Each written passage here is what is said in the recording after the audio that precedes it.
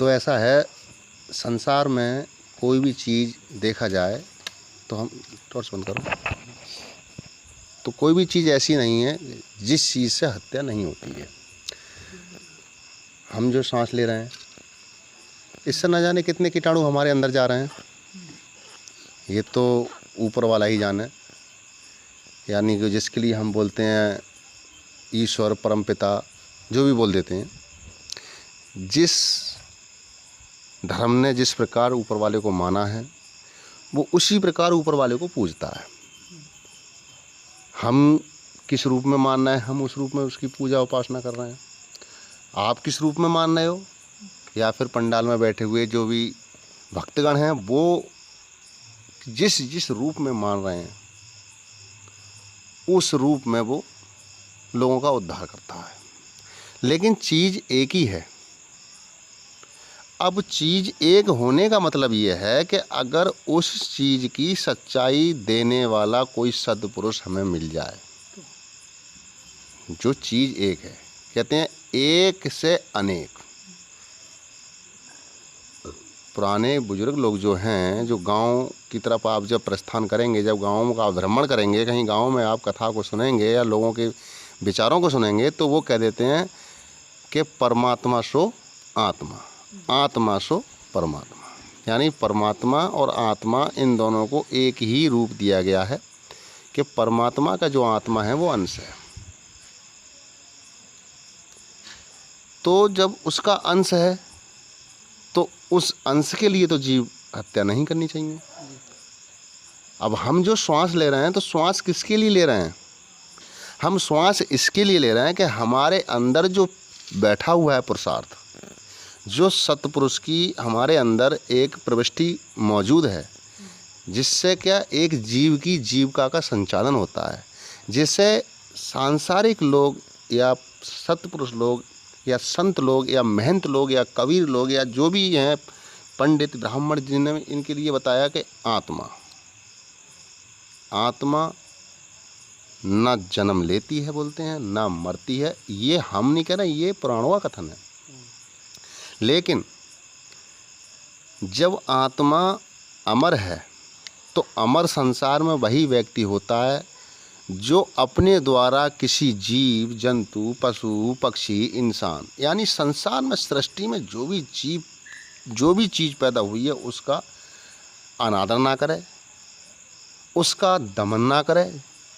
दमन का मतलब ये होता है जैसे किसी की हत्या कर देना। सुबह को हम मंदिर जा रहे हैं, थाली सजा ली, पुष्प रख लिए, मिष्ठान रख लिए, लोटा जल का रख लिया, ऊपर में गंगा जल रखने के बाद लौंग का जोड़ा डाल लिया और भैया मंदिर की तरफ को प्रस्थान कर दिया। क्या जो मंदिर में जाने वाले भक्त ने ये देखा कि मेरे पैरों नीचे कितने जीवों की हत्या मंदिर जाने तक होगी? लेकिन अगर इसका विचार समाज की दृष्टि से किया जाए तो लोग ये कहते हैं कि जो हमने नहीं देखा उसका पाप हमारे ऊपर नहीं लगता। तो उसी का वृत्तांत मैं आपको छोटा सा सुनाऊंगा। सृष्टि में एक ऋषि हुए थे, कल्प ऋषि। तो अपने आश्रम, अपनी कुटिया में वो बैठे हुए थे। तो वहाँ एक बहलिया, बहलिया कहते हैं शिकारी, तो बहलिया ने एक गाय को देखा और उस गाय का पीछा किया।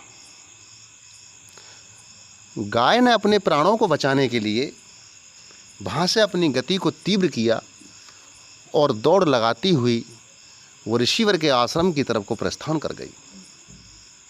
जब उसने देखा गाय ने कि ऋषि का आश्रम है,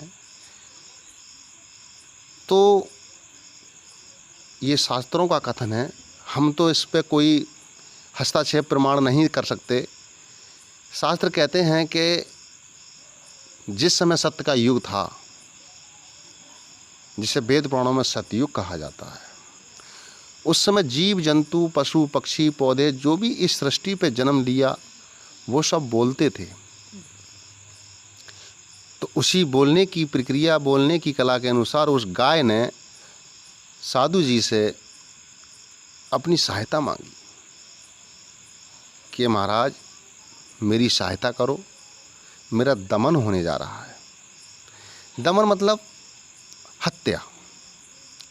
तो ऋषि ने क्या किया, उस गाय की करुणोपकार करुणोवृथा कथा को सुनकर, उसकी दशा को देखकर ऋषि ने उसके लिए आश्रय दे दिया और अपने आश्रम में उसको छुपा लिया।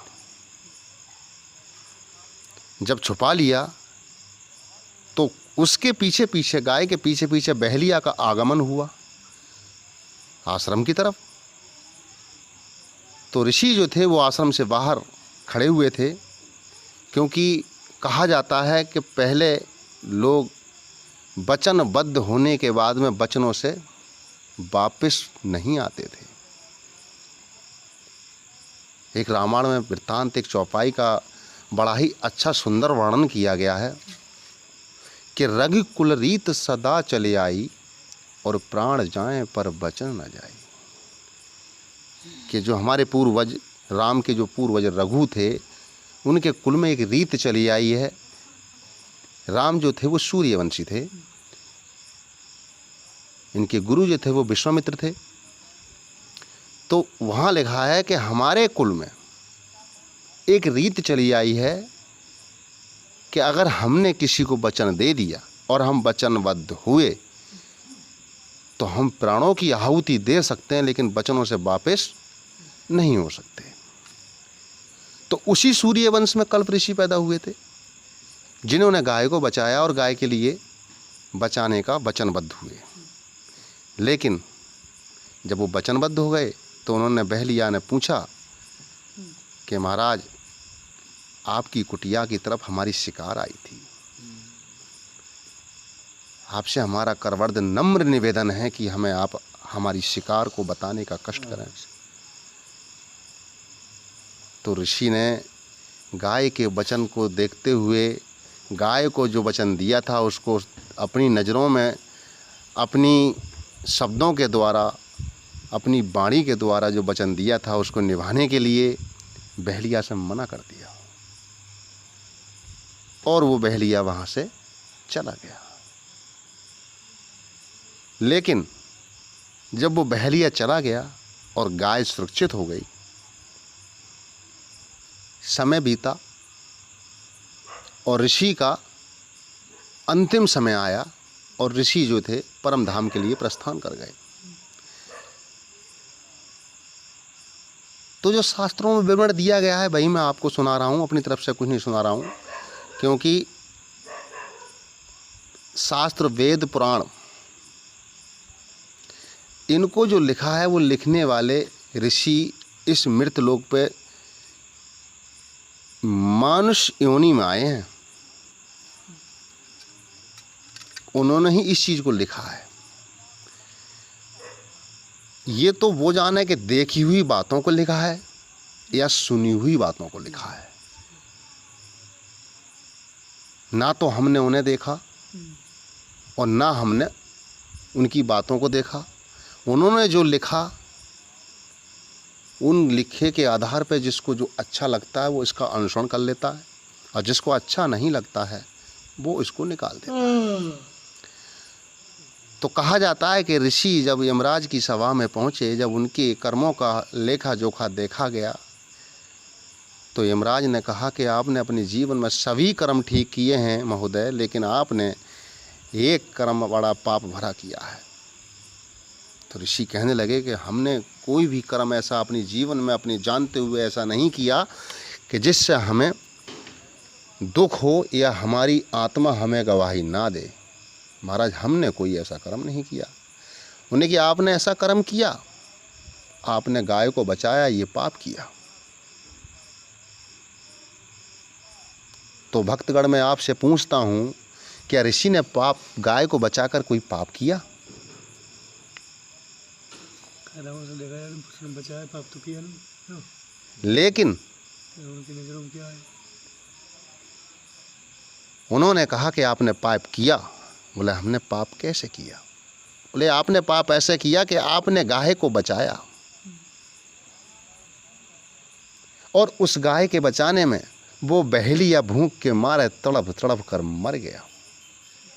उस बहेलिए के मरने का भूख से जो तड़प के मरा है, उसकी शिकार आपके पास थी। उस बहेलिए को उस शिकार की आवश्यकता थी, लेकिन आपने उस शिकार को बचा के उस बहेलिए के प्राण हत्या ले ली। तो आप पे एक बहेलिए के प्राण दंड का अपराध है, इसलिए आपको सजा दी जाती है कि आप इस सूली पर बैठें। तो ऋषि ने कहा, प्रभु मुझे एक बार इस मृतलोक में जाने का मौका दीजिए, मैं ऐसा कोई कर्म नहीं करूँगा कि जिससे आपको क्षति पहुँचे और मुझे शर्मिंदा होना पड़े आपके सामने, या मुझे दोजक देखना पड़े। दोजक उर्दू का वर्ड है, अगर हमारी हिंदी में देखें तो हम बोल देते हैं नरक। ऋषि का पुनरागमन हुआ, कुछ समय बीता, वहाँ से वापस आ गए, क्योंकि ऋषियों के जो आश्रम होते हैं वहाँ ऋषियों के शरीर को इतनी जल्दी बिगाड़ा नहीं जाता है। जब इंसान का शरीर बिगड़ जाता है तो आत्मा प्रविष्ट होने के लिए मजबूर हो जाती है, और वो कहाँ प्रविष्ट होगी फिर। मान ली किसी का समय पूरा नहीं हुआ और परम धाम को सुधार गया, सत्पुरुष ने आदेश दे दिया, लेकिन उसका समय नहीं है, उसकी सांसों की गिनती पूरी नहीं हुई है। वृत्तांत ये भी है कि लोग ये कहते हैं, जब किसी की अंतिम समय होता है, जब मृत्यु होती है, तो लोग कहते हैं कि भाई इसकी इसी विधि लिखी हुई थी, इसका इसी विधि लिखी हुई थी, इसका स्वर्गवास देहांत हो गया, ईश्वर को यही मंजूर था। ये आम सामाजिक लोग बोलते हैं, लेकिन ईश्वर के पास किसी की मृत्यु का जन्म और मृत्यु और विवाह, इन तीनों चीज़ों में दिन तारीख निश्चित नहीं होती है, और ना ही किसी का समय निश्चित होता है। अगर कोई ये कहे कि इसकी मृत्यु का समय आ गया और इसकी मृत्यु हो गई, तो आप ये समझिए कि उस भाई को इतना ही ज्ञान था जो आपको दे दिया, क्योंकि गिनती हमारी सांसों की होती है। आप इतनी सांस जिएंगे,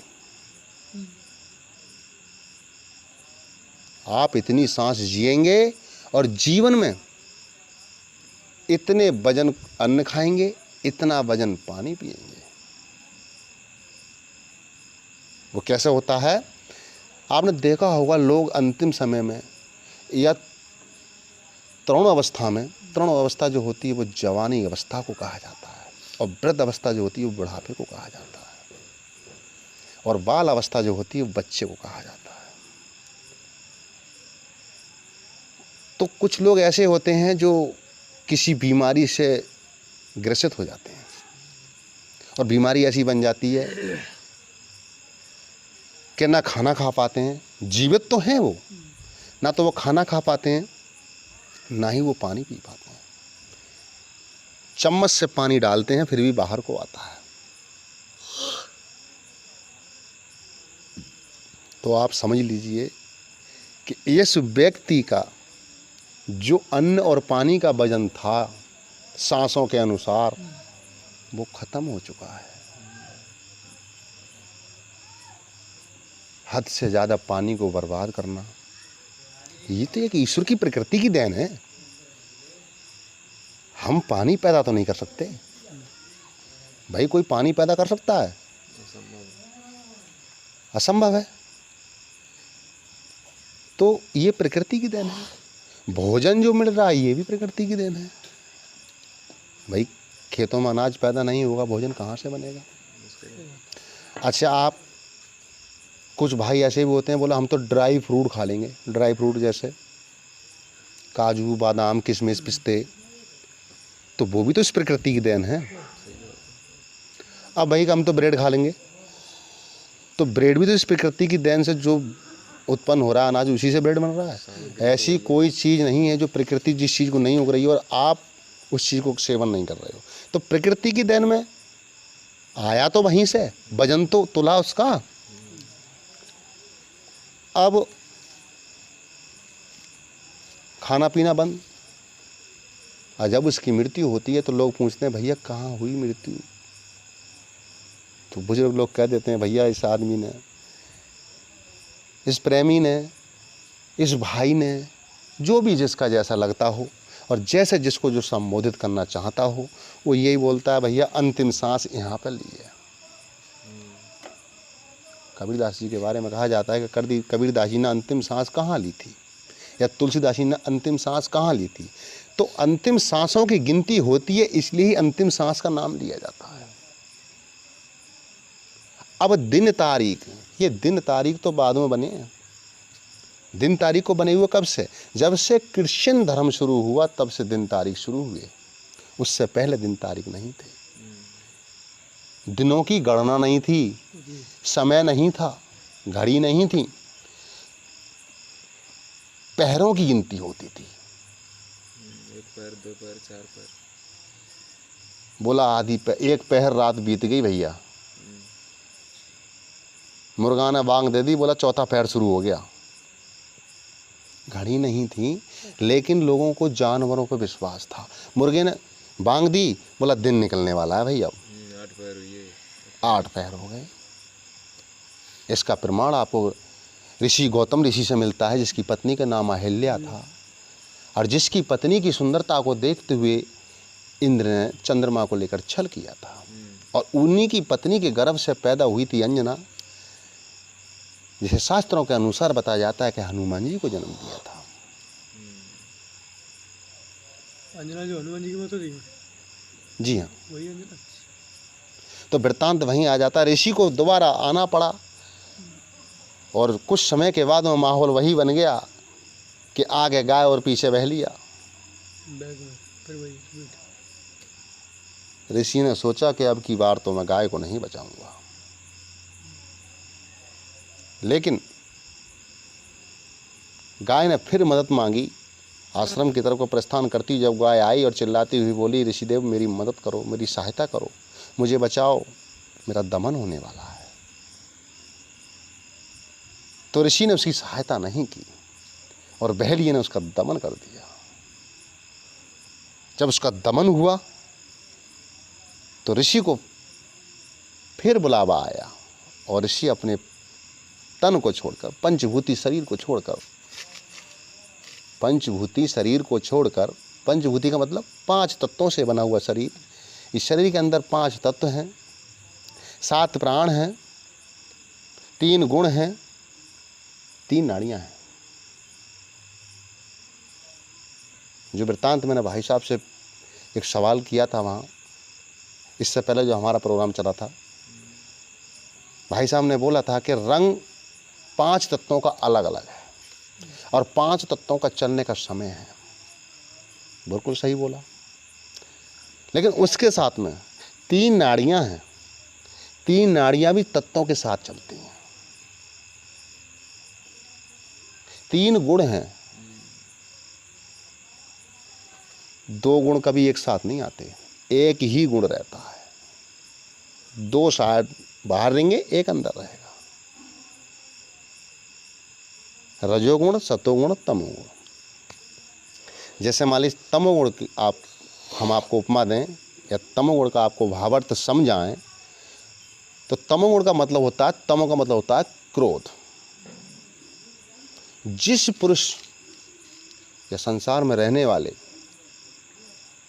जो भी जीव है, जब उसके अंदर क्रोध का आगमन होगा तो उससे आगे पीछे कुछ दिखाई नहीं देता है, उससे अपना लक्ष्य दिखाई देता है। क्रोध के दौरान हर जीव अपने लक्ष्य को देखता है। मान ली सपोज करो एक भैंस को क्रोध आ गया, आपने भैंस को मारा और भैंस को आप पे क्रोध आ गया, तो भैंस को केवल आप दिखाई देंगे क्रोध में और आपका ही पीछा करेगी वो। वही प्रवृत्ति हर जीव की है। तो जब क्रोध का आगमन होता है तो 2 गुण जो होते हैं, रजो और सतो, ये अलग रहते हैं। अब रजो का मतलब होता है, रजोगुण जो होता है वो काम वासना शक्ति को जागृत करता है, जिससे कामदेव और रति का मिलन होता है। कामदेव जो कहा गया है वो पुरुष के लिए कहा गया है, और रति जो कहा गया है वो स्त्री के लिए कहा गया है। जिस समय की हम बात करें, पौराणिक पद्धतियों की, पौराणिक समय की बात करें, उस समय क्या थी? दैविक सृष्टि थी। आज मैथुनी सृष्टि है। आज दैविक सृष्टि नहीं है। उस समय दैविक सृष्टि थी, आज मैथुनी सृष्टि है। आज जो सृष्टि का निर्माण होता है वो मैथुनी द्वारा होता है।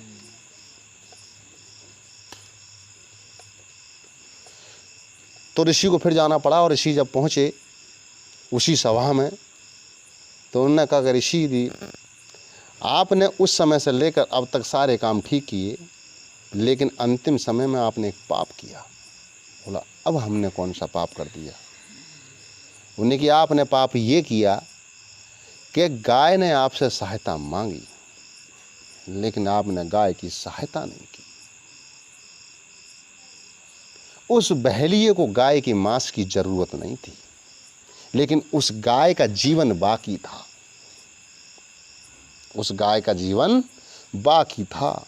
जो आपने उसकी मदद नहीं करी, उसे अपने जीवन से पहले, उसकी सांसों से पहले उसको अपना शरीर का त्याग करना पड़ा। इसलिए आप पाप के भागी हैं और आपको सजा दी जाती है। तो आप मुझे ये बताइए भक्तों, कि गाय को बचाया, बहलिये को छोड़ा, तब भी सजा का भागीदार हुए, और बहलिये को बचाया, गाय को छोड़ा, तब भी सजा के भागीदार हुए। तो ये जीव किस तरीके से पाप नहीं करेगा? ऐसा कौन सी चीज़ है जो जीव पाप से बच सकता है? लेकिन उसमें एक रास्ता बनाई गई है। रास्ता ये बनाई गई है कि अगर जाने में पाप किया गया, अगर आपने जानबूझ के पाप किया, अगर जानबूझ के आपने हत्या की, या जानबूझ के आपने कोई गलत काम किया, तो वो ज़्यादा असर डालता है पाप। और अनजाने में किया तो उसका असर ना के बराबर होता है। इसका भी वृत्तांत मैं आपको सुनाता हूँ छोटी सी कहानी के माध्यम से। एक ऋषि रैदास हुए थे। नाम सुना होगा भक्तों आपने, ऋषि रैदास का नाम सुना होगा। रविदास कह लो या रैदास कह लो, एक ही चीज़ है। तो वो एक नदी के किनारे बैठे हुए अपनी तपस्या में लीन थे। जब वो अपनी तपस्या में लीन थे तो वहाँ क्या हुआ, एक पुरुष आया, मतलब एक इंसान। तो ऋषि रैदास ने देखा कि ये जीव मेरी तरफ आ रहा है। तो उन्होंने कुछ समय के लिए अपनी पूजा को रोक दिया और उस जीव को अपने पास आने का इंतज़ार किया। वो जीव आया और आने के बाद नदी की तरफ को जाने लगा। तो देखिए, जाने अनजाने में पाप का परिणाम क्या होता है। एक जानबूझ के पाप करना और एक अनजाने में पाप करना। भाई, आप कर्म करेंगे तभी तो पाप और पुण्य तोला जाएगा। बिना कर्म करे तो कोई पाप पुण्य का देखा जोखा नहीं होता ना। जब आप कर्म ही नहीं करेंगे तो पाप पुण्य कहाँ से होगा। तो रैदास जी ने कहा उन्हें कि बच्चा, इस समय आप नदी में ना जाएं। इस समय वो घड़ी चल रही है कि आप अगर नदी में घुसे तो जितना शरीर आपका जल में होगा, मतलब जितना शरीर आपका जल में भीगेगा उतना शरीर आपका पत्थर का हो जाएगा।